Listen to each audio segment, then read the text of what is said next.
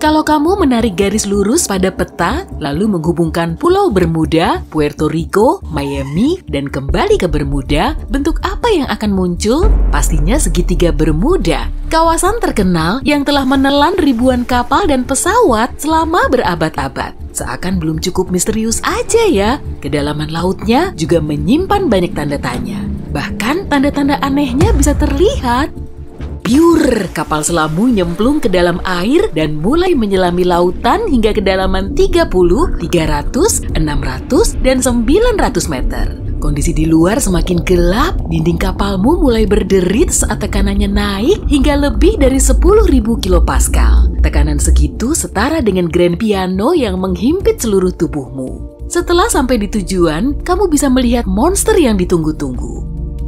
Pas banget nih momennya. Dari kejauhan, terlihat kilau hijau terang dalam gelap. Makin lama makin dekat dan ukurannya juga makin besar. Lihat tuh, hewan laut yang hobi banget bikin gigitan bulat kecil-kecil di tubuh ikan, lumba-lumba, paus, dan hiu lain. Apalagi kalau bukan hiu pemotong kue. Jangan terkecoh dulu sama ukurannya. Tubuhnya memang cuma sepanjang pin bowling, tapi cara hidupnya itu loh, parasit. Ia akan memangsa hewan lain dengan gigi tajamnya yang berderet-deret. Dalam sekali hap saja, makanan bisa langsung memenuhi perutnya. Setelah puas, ia bisa kabur dan melanjutkan hidup. Mangsanya juga sama, akan tetap melanjutkan hidup meski bagian tubuhnya telah koyak dengan bekas bulatan kecil. Berada di dalam kapal selam juga nggak begitu ngejamin kalau kamu akan aman loh. Hewan pemberani ini juga bisa memburu kapal selam. Udahlah, mending nggak usah nyari gara-gara dengan hiu yang bisa melubangi kapal selammu deh. Kita lanjutkan aja perjalanan ini biar bisa menyaksikan hewan aneh lain di dasar segitiga Bermuda. Kalau kapalmu turun 2 kali lebih dalam, kamu akan bisa melihat ikan naga. Gak seperti penghuni perairan dalam lainnya yang berwarna hijau dan biru, ikan ini menghasilkan cahaya dalam kisaran inframerah. Cahaya ini bikin tubuhnya bersinar dalam intensitas yang gak bisa dilihat oleh hewan laut lain. Akibatnya, ikan naga jadi sulit dimangsa dan dilihat mangsa. Ada juga hewan laut dalam yang sangat unik, cumi-cumi vampir. Ia bukan termasuk vampir, cumi maupun gurita, tapi tergolong dalam spesies unik. Matanya paling besar kalau dibandingkan dengan ukuran tubuhnya, dan saat merasa terancam, cumi-cumi vampir akan menekuk lengannya, sebetulnya sih sebagai upaya untuk membalikan tubuhnya. Kalau kamu melihat cacing bobit, mending jauhi aja deh. Hewan ini suka menguburkan diri di dasar laut dan cuma menyembulkan sebagian anggota tubuhnya. Beginilah cara cacing bobit memburu mangsa sambil membuka mulutnya yang mirip penjepit. Memangnya makanannya apa sih? Cacing lain dong, atau ikan yang tubuhnya sampai 7 kali lebih jumbo. Ia menggunakan 5 antena untuk mendeteksi lokasi mangsa, kemudian, hap, dalam sekejap cacing ini akan menerkam dan mencengkram si mangsa dengan mulut.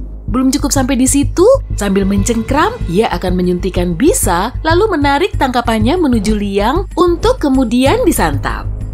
Salah satu parit paling dalam di segitiga Bermuda bernama Tongue of the Ocean. Di sini juga terdapat hiu harimau. Hewan laut ini punya ciri khas belang harimau abu-abu gelap di sisi tubuhnya.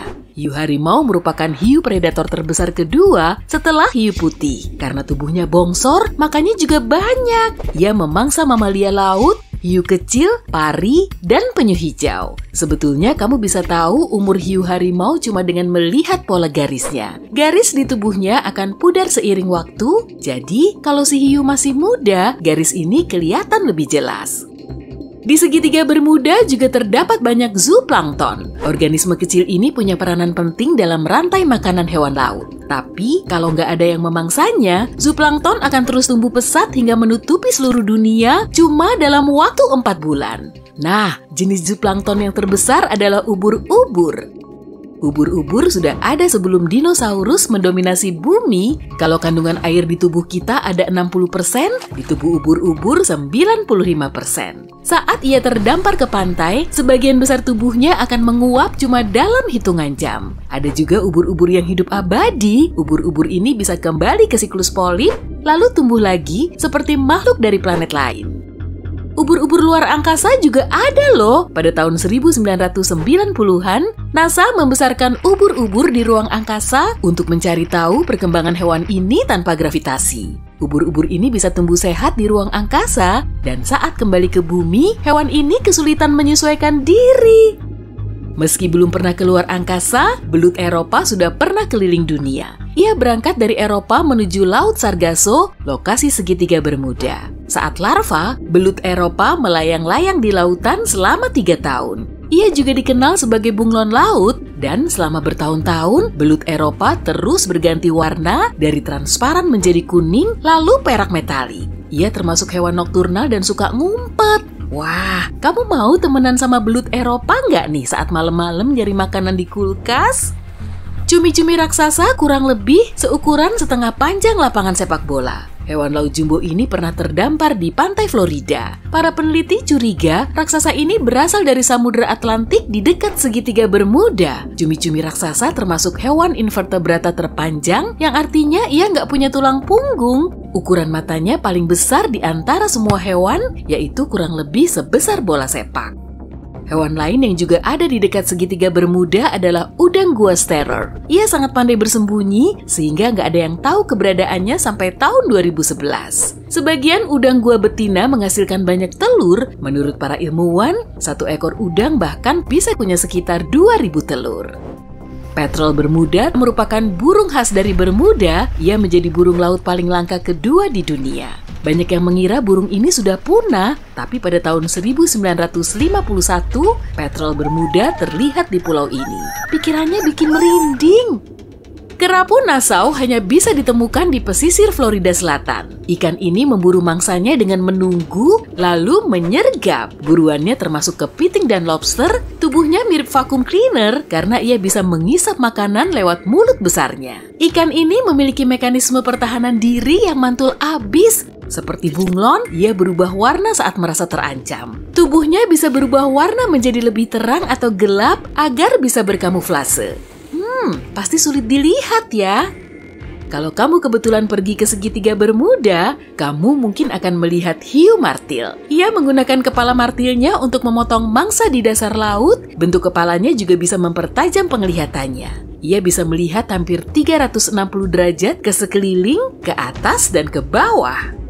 Penyu sisik mungkin tidak terlihat mengancam, tapi hewan ini akan memakan apapun yang bisa didapatkan paruhnya yang seperti burung, spons laut, alga, dan bahkan ubur-ubur berbisa. Menu makanan mereka sebagian besar bisa dimakan, tapi lemak tubuh mereka bisa menyerap bisa dan racun sehingga mereka aman. Segitiga Bermuda juga habitat cacing bercahaya hijau. Mereka bukan benar-benar cacing, melainkan larva yang mengeluarkan cahaya terang dari organ di dekat ekor. Cahaya ini membuat makhluk lebih kecil menghampiri mereka sehingga memudahkan mereka untuk menangkap makan siang. Seringkali mereka terlihat cukup biasa, tapi mereka memiliki jadwal tetap. Setiap malam ketiga setelah bulan purnama pada musim panas, pada waktu yang tepat, cacing bercahaya ini menyala.